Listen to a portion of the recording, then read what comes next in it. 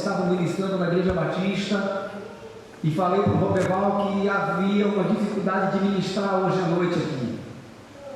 Mas nós tentamos, outros pregadores, não deu certo, mas aprove o Senhor nos trazer novamente esse lugar para falar com a sua igreja. Nesse mês de cedo, quero agradecer de coração a esse pastor, que nós aprendemos a amar muito o Senhor, viu, pastor? Nós aprendemos assim, sempre a gente conversa, tanto eu quanto Leia, e a gente lembra do pastor, a singeleza dele, esse jeito, né? Como é o nome da esposa do pastor? Ô, irmã Juscelene, me permite dizer isso aqui que só a senhora fala, né? Esse jeito gostoso de ser, né? Esse jeito amável de ser, dócil. Me dá um pouquinho desse negócio aí, pastor. Esse jeito sereno, meigo. É como se você chegasse lá no Rio Jacuípe e pudesse olhar de cima e ver o rio bem tranquilo, bem calmo, sereno. Assim é o pastor.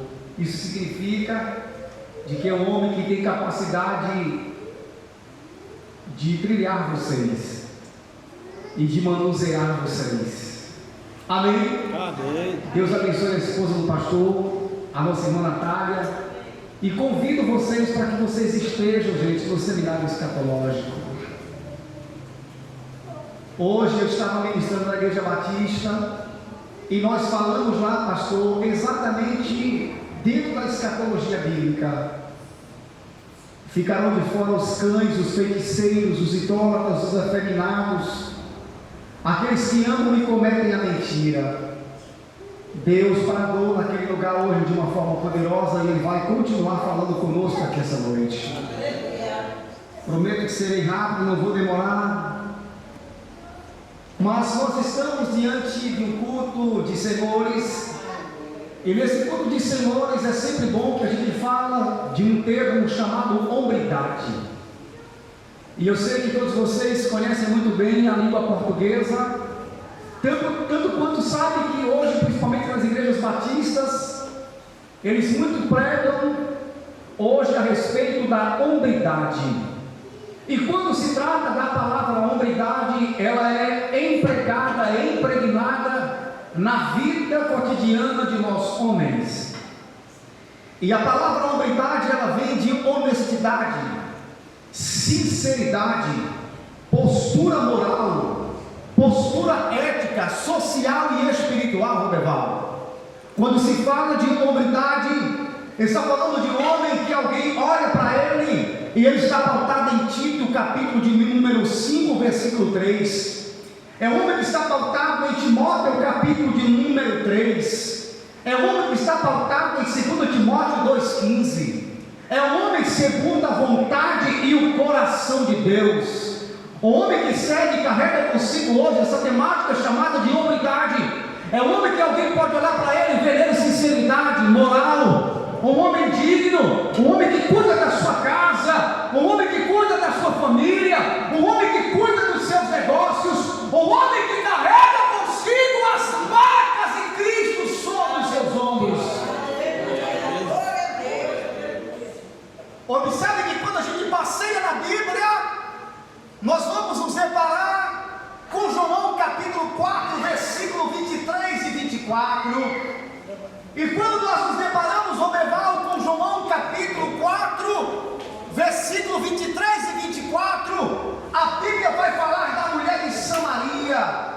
E no versículo chave, que é o versículo 23 e 24 do capítulo 4, olha o que Jesus diz para aquela mulher: chegarão os dias, e esses dias são hoje, em que eu procuro os verdadeiros adoradores, que adorarão ao Pai em espírito e verdade. Ele está dizendo essa noite que Ele está à procura de verdadeiros adoradores.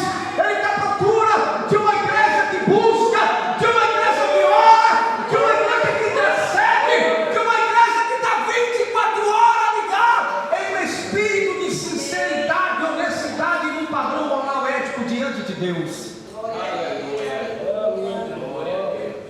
A mulher faz uma pergunta, e a pergunta da mulher é: Senhor, devemos adorá-lo no monte ou em Jerusalém? Ele diz: quebra-se a partir de hoje esse tabu.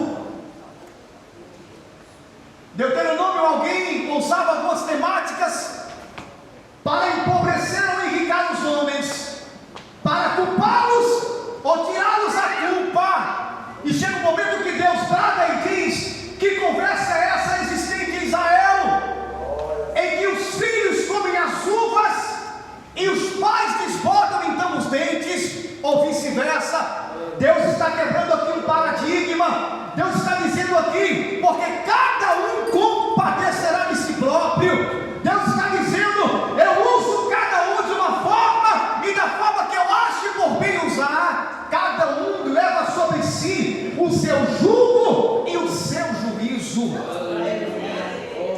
E quando ele diz que os verdadeiros adoradores adoram o Pai em espírito e verdade, ele está dizendo em espírito, porque não é no monte que você me busca, não é no monte que você me acha, não é no templo que você me acha. Ele diz, os verdadeiros adoradores adorarão o Pai em espírito. Por que em espírito, Romeval? Porque Deus, ele é onipresente, ele é onisciente e ele é onipotente. Significa que no mesmo instante que ele está aqui, ele está visitando a tua casa. No momento em que ele está aqui, ele está em outra congregação. No momento em que ele está aqui, ele está transitando pelas ruas da cidade à procura de brecha e alguém que ele possa entrar e fazer morada. E porque em verdade ele está dizendo, eu estou à procura de homens sinceros e corretos. Eu estou à procura de homens honestos, sinceros e verdadeiros. Quebra-se o tabu então em João 4, 23 e 24, de que no monte que é o lugar de se buscar também, na igreja também, e na rua também. Por isso que em Mateus capítulo 9, versículo 6, ele diz, ei, quando orares ao Senhor teu Deus, não faças então que nem os hipócritas, em que andam pelas ruas, com as suas vestimentas alongadas, e oram com as suas mãos levantadas, para que alguém os vejam, e os chamem de homens dignos, de homens sinceros. Deus está quebrando o tabu, dizendo, Romeval, homens sinceros e honestos me buscam em todo tempo e em todo lugar, a todo instante.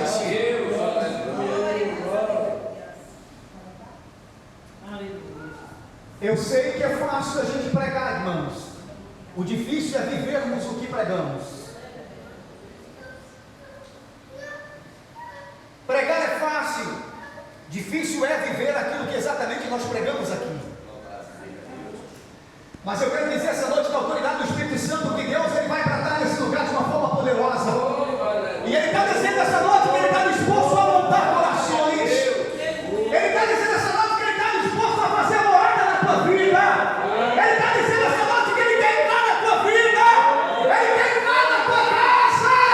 Ele quer fazer uma mudança radical na tua vida, no teu ser, a partir dessa palavra. Aleluia, Jesus.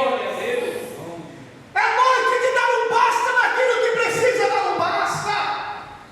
E é noite de reconciliação, de entendimento que o querer de Deus para a nossa vida, muitas das vezes não é a vida e o querer que nós estamos vivendo.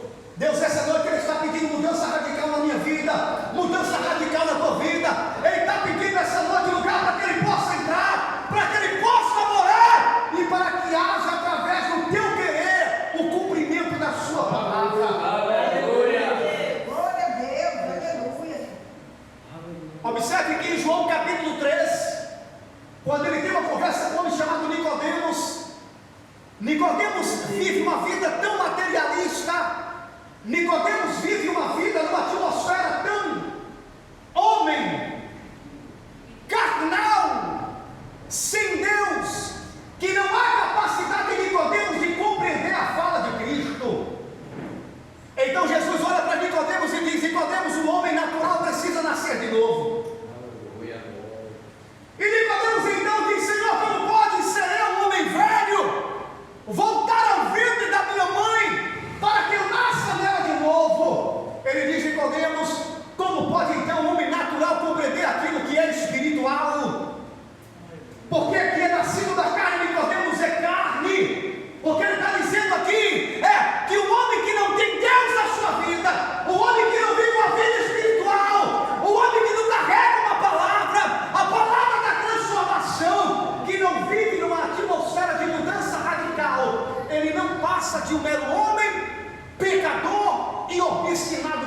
coração.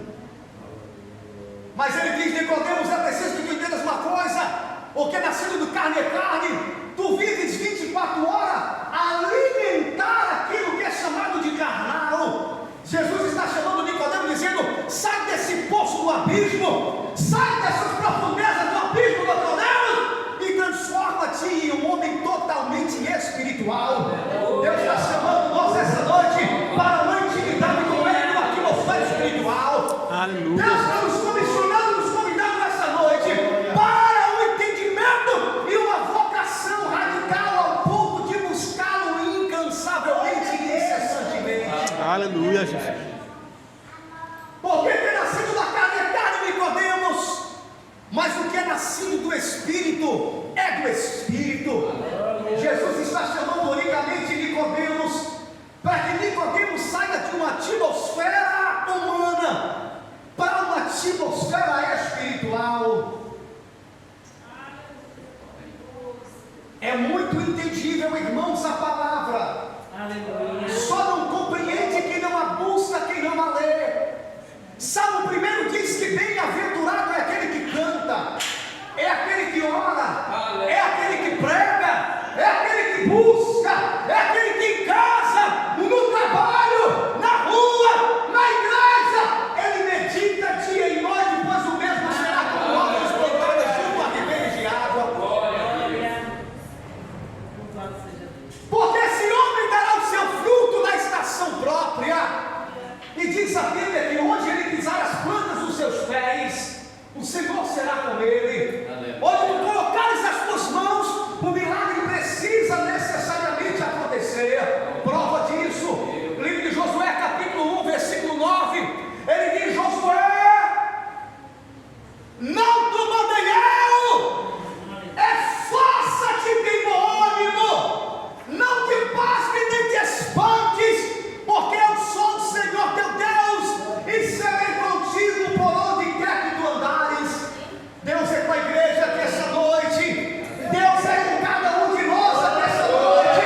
Ele precisa estar no barco. O barco mesmo à deriva. Fiel é aquele que te comissionou e te chamou. O capitão do barco não dorme. O capitão do barco não tosqueneja. O capitão do barco é o Senhor dos exércitos, aquele que era, aquele que é, aquele que virá sobre as nuvens com poder. Aleluia, Jesus.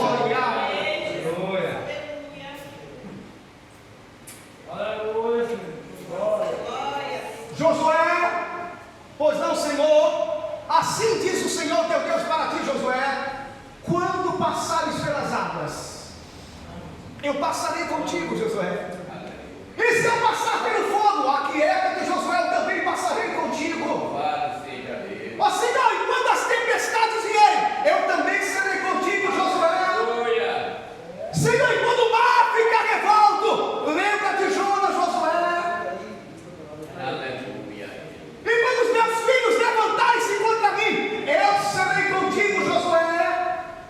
E quando os meus inimigos se levantarem contra mim, não te preocupa, senta-se e descansa, Josué. Aleluia, Jesus. Deus está dizendo aqui essa noite, através da sua palavra, que é primordial que nós estejamos vinculados a ela e dizendo aquilo que Deus falou para Josué: não aparte da tua boca a palavra desta profecia, a coloca no teu coração e medita nela de dia e de noite. Para quê? Para que tu não escorregues nem para a direita e nem para a esquerda. Prossiga o alvo, Josué. Deuteronômio capítulo de número 28, Deus faz uma promessa, e a promessa é: se vocês ouvirem a minha voz e vocês se atentarem para a minha palavra, eu serei convosco todos os dias. E o que acontece, Senhor, é que quando o Romeval plantar, Romeval vai colher no tempo próprio. E o que acontece, Senhor, é que quando o Romeval orar, eu mandarei a chuva.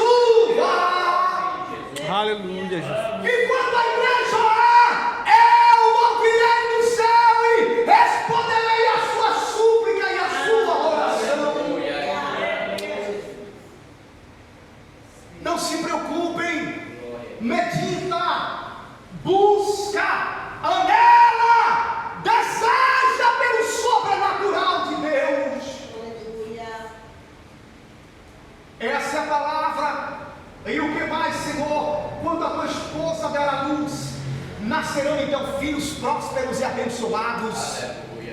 E no teu emprego, tu serás bênção e abençoarás a muitos. Deus faz promessa, mas a promessa é para aquele que continua e permanece unicamente fiel. E qual tipo de fidelidade que nós temos tido para com o nosso Mestre e para com o nosso Deus? Mas essa noite, mais uma vez, como de sempre, Ele nos convoca, nos chama para um arrependimento radical. Deus, Ele é bom, e a sua misericórdia dura de geração a geração. Está chegando o grande dia. Observe bem que Jó, no capítulo de número 1 ao capítulo 2, Deus chama Jó, e Deus coloca Jó em uma prova.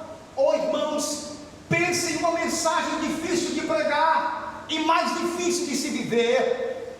Quem de nós estamos fortes ao ponto, capazes ao ponto de viver o que Jó viveu? Jó vai para o lamaçal. Jó sai de uma prosperidade para uma falência total. Jó sai de um homem próspero e que o nome ecoava pela cidade, agora Jó se torna um mendigo. Jó, um homem cheio de saúde, agora Jó é tomado unicamente de lepras. E os amigos que cercavam a Jó, a única coisa que faz é desprezá-los. Os filhos de Jó então já não existem mais. Jó não pode contar então com seus amigos no Beval. Jó não pode contar com seus filhos porque não mais existiam. A única tentativa de Jó agora era contar com a sua companheira, que ele tinha por esposo 24 horas, dia e noite. E no momento que Jó compartilha do seu sofrimento, no momento que Jó compartilha da sua decadência, dos seus momentos turbulentos, a única coisa que a companheira de Jó diz para Jó é: ainda retens a tua fé no teu Deus? Amaldiçoa-o e morre.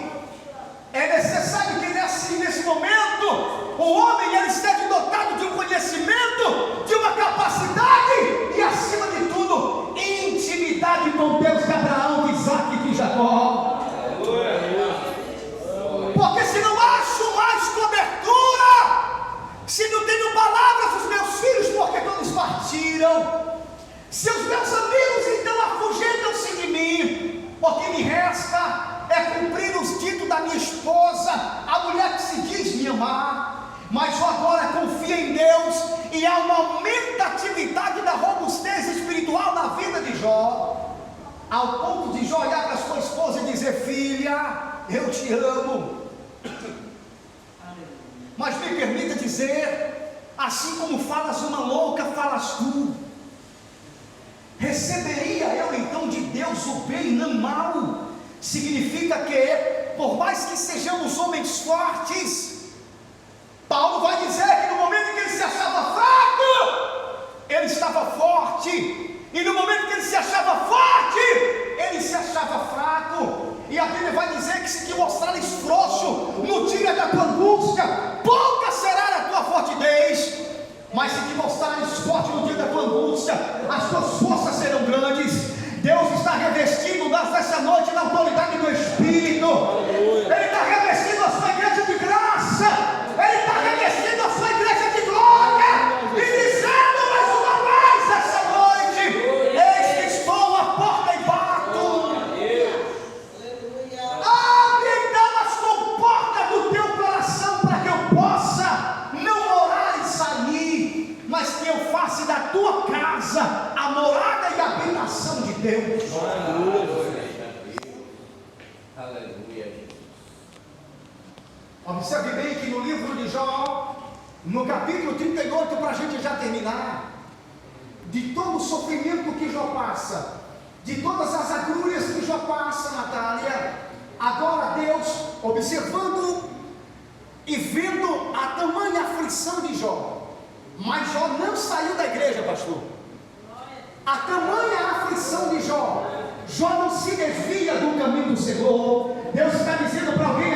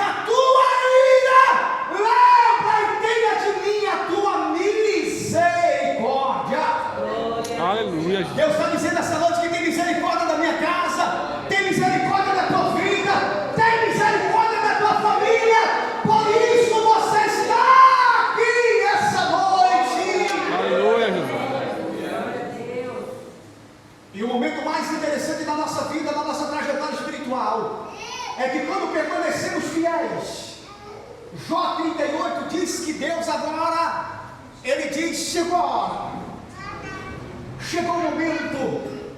Então Deus olha para o adversário da vida de Jó, ele diz: aquieta-se e prostre-se, porque agora se levanta do tribunal aquele que lhe dará a vitória.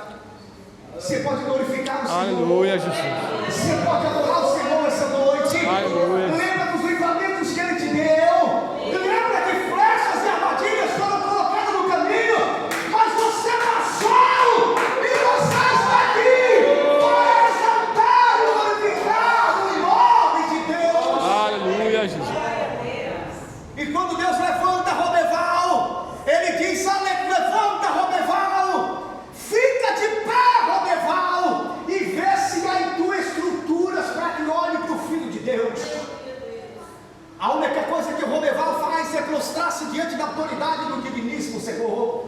Então diz a Bíblia que Deus olha para Jó e pergunta: Jó, se há sabedoria no teu coração e no teu entendimento, responda-me então, Jó, para que cure a tua enfermidade e haja providência na tua vida. Observe bem que Jó se coloca de pé. Olha que coisa interessante, irmãos. Jó se coloca de pé. E quando Jó se coloca de pé, Deus faz algumas perguntas para Jó. E uma das perguntas que Deus faz para Jó é: está preparado para a resposta, Jó? Talvez que diante da angústia que Jó vivia, pastor, talvez que diante da tribulação que Jó vivia, no coração de Jó então pensa de uma forma um pouco que pequena, ao ponto de dizer: Senhor, mediante o sofrimento que eu tenho e pelas provas que eu tenho passado durante todo esse tempo, há sim em mim capacidade de responder as tuas perguntas, porque tenho certeza que eu as respondendo, tu me darás a vitória que eu tanto preciso. Mas a Bíblia diz no livro de Isaías que o pensamento de Deus é muito mais elevado do que o meu e o seu, e aquilo que ele projeta está além da nossa capacidade humana de projetar ou arquitetar. Aleluia, Jesus. Então Deus olha para Jó, Rodeval, e pergunta: Jó, aonde estava tu quando eu fiz com que as estrelas do céu encaixassem em seu lugar? Oh, aleluia! Oh, aleluia! Jó olha agora e fala: não é uma atmosfera física, é uma atmosfera sobrenatural. Consegue responder, Jó? Não, Senhor! Então perguntar-te-ei mais uma vez, Jó, onde eu fiz e onde tu estavas quando eu dizia: haja mar, e o mar sentou-se? Também não sei. Jó, responde para mim: onde fica a curva e onde mora a escuridão? Jó diz: Senhor, eu também não sei responder. Jó, onde estava tu quando eu fazia com que no ventre da tua mãe tu nascesse e fosse projetado? Aleluia, São Jesus. perguntas que fogem da capacidade de qualquer homem responder, Rodeval. Jó! Oh, Senhor, responde para mim uma coisa, Jó. Sabes tu como eu chamo todas as estrelas, cada uma por seu nome, e elas vêm na minha direção, e eu as coloco na palma da minha mão? Responde, Jó. Senhor, não há capacidade em mim de responder. Aleluia, Jesus. Ó Jó, então responda-me outra coisa: como pode alguém então chamar as constelações, o sol e a lua pelo seu nome, e o sol e a lua prostrar-se diante desse homem? Respondes tu, Jó: Senhor, não há capacidade para responder.